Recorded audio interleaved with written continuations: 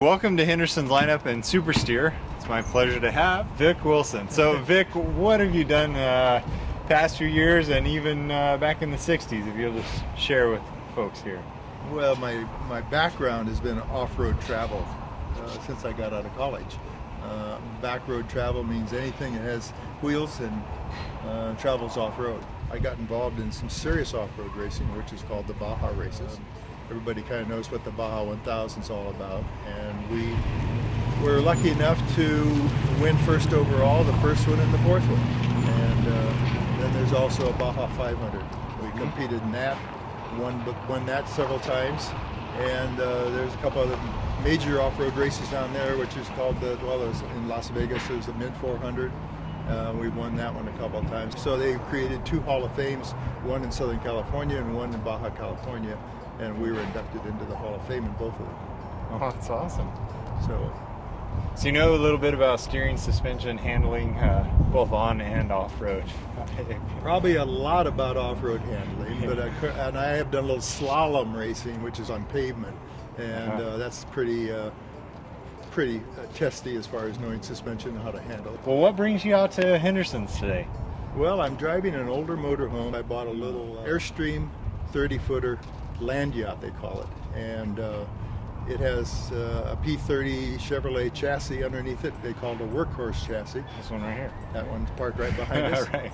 And needless to say, it doesn't handle very well, or it didn't handle very well. So I called Roadmaster because I was going to put a tow bar on this so I could tow my car behind it. And I said, what do you recommend as far as making them handle better? And they suggested Henderson's.